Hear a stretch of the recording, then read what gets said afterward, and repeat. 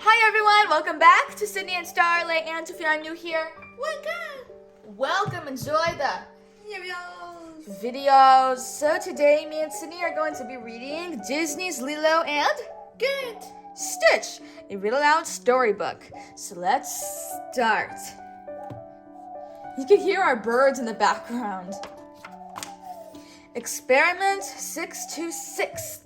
Far out in space, the Galactic Council was holding a trial. A scientist named Jumba was accused of creating a dangerous experiment. Jumba admitted he had created something, a creature he called Experiment 626. He is bulletproof, fireproof, and can think faster than a supercomputer, Jumba said. His only mission, to destroy everything he touches. Ha ha ha ha! The Grand Councilwoman sent Jumba to jail and told Captain Gantu to take Experiment 626 to a distant planet. Gantu's ship hadn't gone far before Experiment 626 broke free. Red alert! Gantu cried, fire on sight! But it was too late. Experiment 626 had escaped in a red police cruiser, and he was headed straight for... What does this say? Can you read that? Earth! There you go. Earth. Experiment 626 was so dangerous that the Grand Councilwoman wanted to destroy the place where he landed. But Agent Pleakley, who was an expert on planet Earth, stopped her. Earth is a protected wildlife reserve, he explained. We've only been using it to rebuild the mosquito population. So the councilwoman freed Jumba from jail and sent him and Pleakley to recapture Experiment 626. Meanwhile, on a small Hawaiian island, a little girl named Lilo was supposed to wait outside her hula classroom for her big sister, Nani. But when Nani arrived, Lilo was gone. Nani ran... Oh my god, our bird is laughing. She does this weird thing where she randomly laughs. Don't get me wrong, it is pretty creepy. And now she's cooing. Oh my gosh, okay. Nani ran home. When she got there, she looked through the doggy door and saw that Lilo was lying on the floor, listening to records. Nani tried the door, but it wouldn't budge. Lilo had nailed it shut. Lilo, Nani called, open the door. But Lilo wouldn't.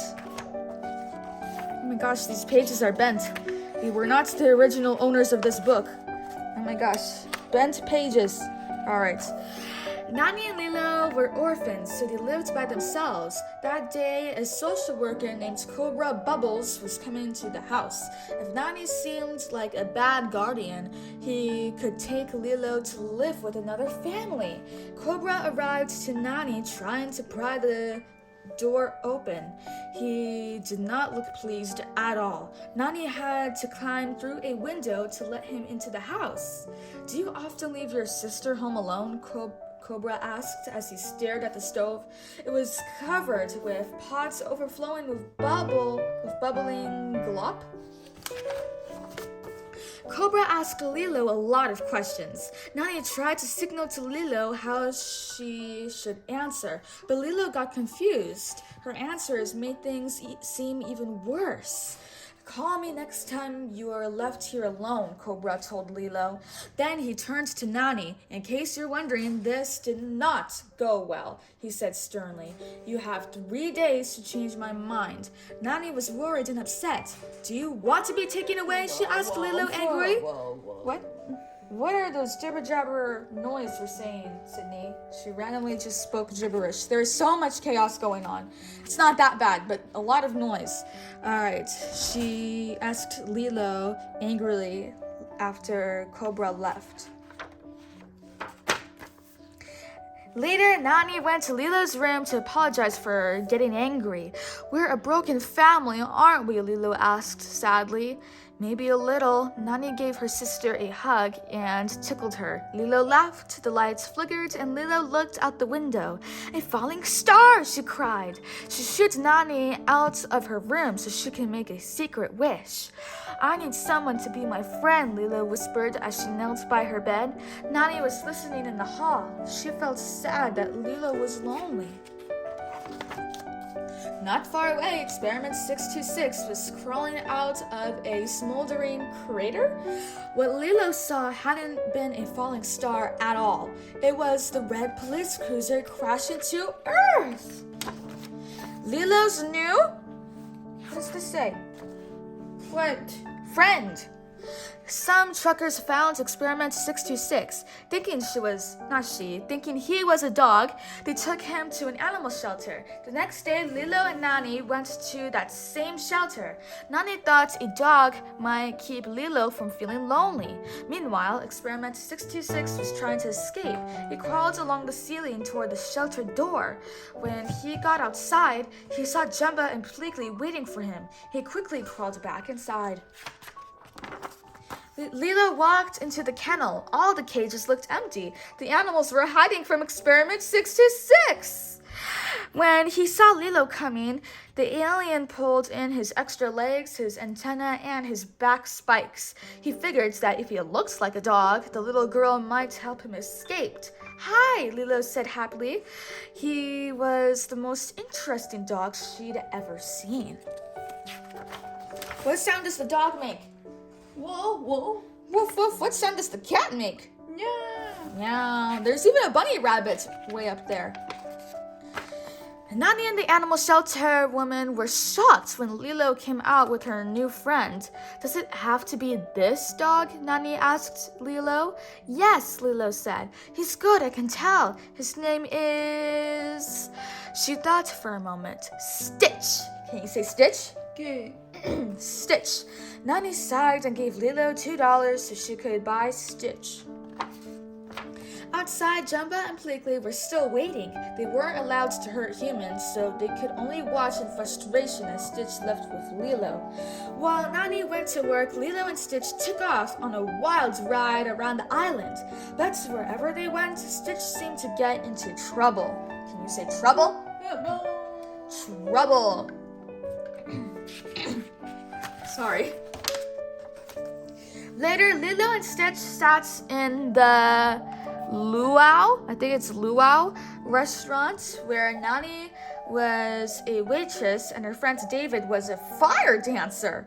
Lilo drew a picture of Stitch. This is you, she told him. This is your badness level. It's unusually high for someone your size. We need to fix that. Oh boy. Good, bad. Jumba and Pleakley were at the restaurant too. They were dressed as tourists. They tried to capture Stitch, but he was too quick for them. When Stitch tried to swallow Pleakley's head, the restaurant manager came running over. Nani, is that your dog? He demanded. Then he fired her. Nani wanted to take Stitch back to the animal shelter. Lilo couldn't believe her ears. We adopted him. What about Ohana? Dad said Ohana means family. Family means nobody gets left behind, Nani finished. With a sigh, she agreed that Stitch could stay for now. That night, Lilo showed Stitch the bed she had made for him. He likes hers better though, so he crawled up onto it and grabbed her pillow. Beneath it was a photograph of Nani, Lilo, and their parents. Be careful of that, Lilo cried, and grabbed the photo. Stitch saw that Lilo was upset. After Lilo fell asleep, Stitch looked at her books. He found one called The Ugly Duckling and woke Lilo up to show it to her. He's sad because he's all alone, Lilo explained sleepily, pointing to the picture of the little duck. The next day, Cobra Bubbles came back. Heard you lost your job, he told Nani. Just then, Stitch appeared and threw a book at him. Can you say book? Book! Nani promised she would find a new job, and Lilo said she would teach Stitch to behave. Nani went out looking for a job, but she didn't have much luck. Lilo didn't have much luck training Stitch either. Oh my goodness, Stitch got into big trouble. What even is happening here? He got into a watermelon, but yet the watermelon is on top of someone's head, or their head is inside a watermelon, but Stitch is also inside that watermelon. Oh my gosh, they're stuck.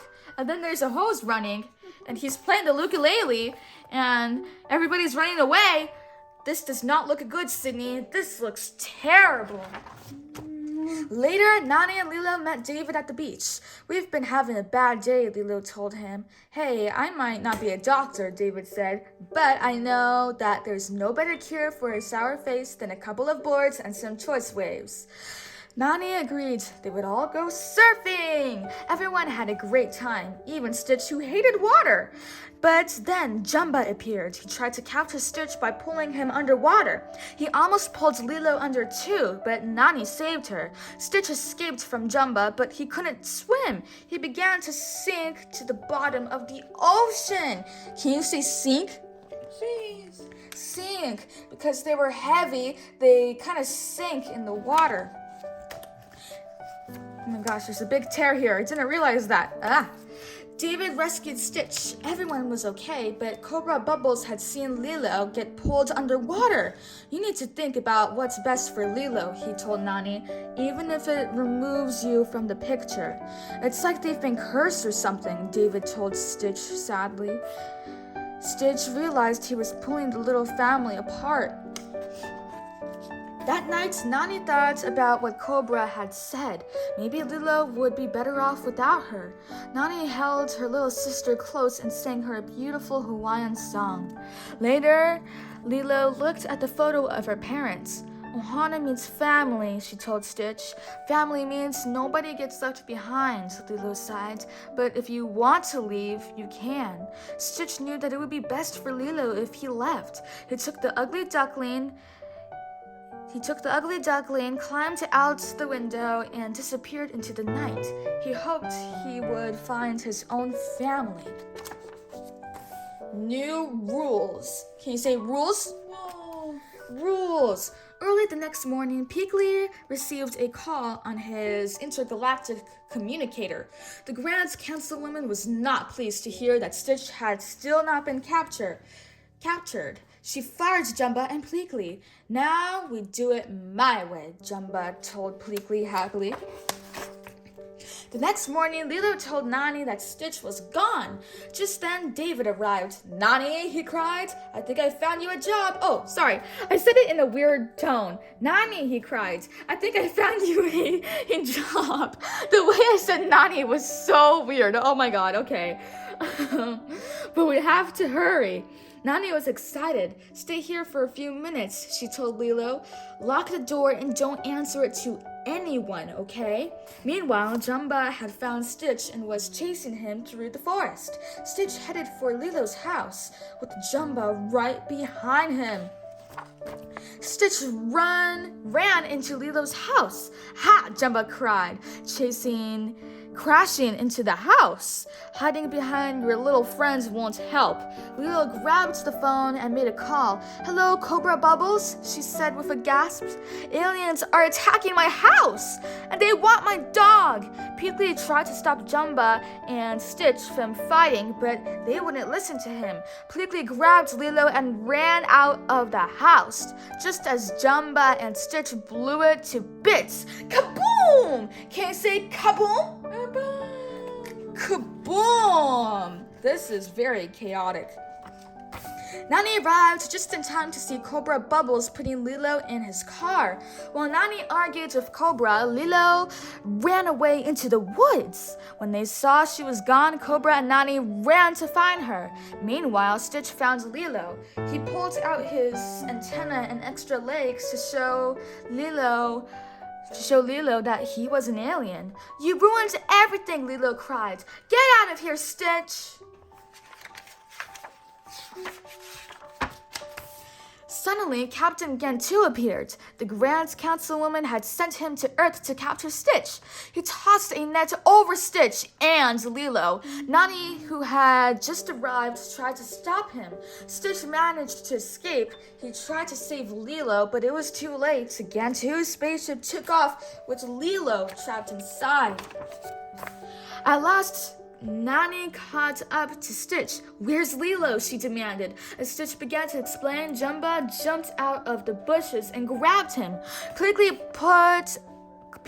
pulled out his intergalactic communicator and called the Grand Councilwoman. "Experiment 626 is in custody," he said. Nani stared at the aliens in amazement. "Where's Lilo?" she cried again. Nani thought her sister was gone forever. Jumba, Pleakley, and Stitch started to walk away. Stitch suddenly stopped and walked back to Nani. "Ohana means family," he said. "Ohana means nobody gets left behind," Nani finished. Stitch convinced Jumba and Pleakley to release him. They had to rescue Lilo. Jumba took the friends to the place where he had hidden his spaceship when he first came to Earth. They climbed aboard and flew after Gantu's ship. "How did you get out?" Gantu shouted when he saw Stitch at the ship's controls. He fired his lasers and chased the spaceship. Stitch jumped out of Jumba's ship to try to rescue Lilo, but he fell down toward the ground. "What do we do?" Nani asked. "Hope for a miracle," Jumba replied. "That's all we can do." Captain Gantu's ship raced downward and flew right past Stitch. "Don't leave me, okay?" Lilo cried.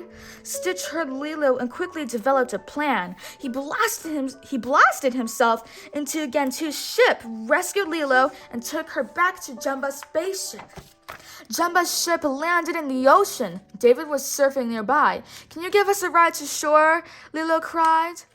David was a little confused at the sight of the aliens, but he nodded. "Sure," he said, "but I'll have to make 2 trips." The Grand Councilwoman was waiting on the beach. "Take him to my ship," she commanded.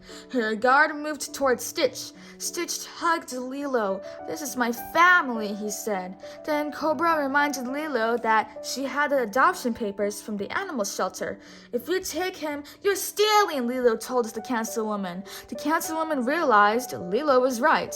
"This creature has been sentenced to life in exile," she announced, "on Earth." Stitch was happy to stay. Lilo was happy to keep him. Nani was happy because Cobra Bubbles agreed that she and Lilo could remain together. Even Jumba and Pleakley were happy. The Grand Councilwoman left them behind on Earth, and they got to stay with Lilo and Nani too. They were one big out-of-this-world family. The end. Oh wait, Sydney, where is Snow White? No way. Where's Ariel? Hey, Where is Flounder? yeah, okay. Flounder. Where is Aladdin and Jasmine? Yes, I bet. Good job. So that is it for today, everyone. I really hope you all enjoyed it, and we'll see you all next time. You gonna say bye-bye? Bye-bye. Bye-bye. Pick out your favorite page.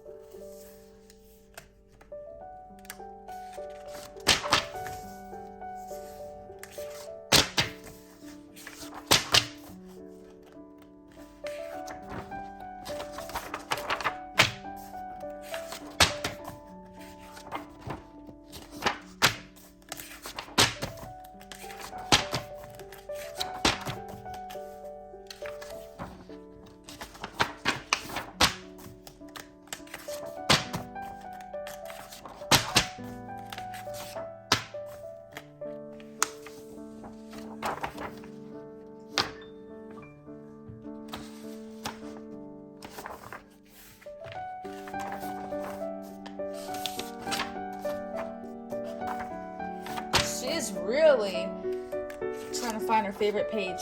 Oh, wow. Okay, that is her favorite page. Who's your favorite character? Who's your favorite character? Good. Stitch! Bye-bye!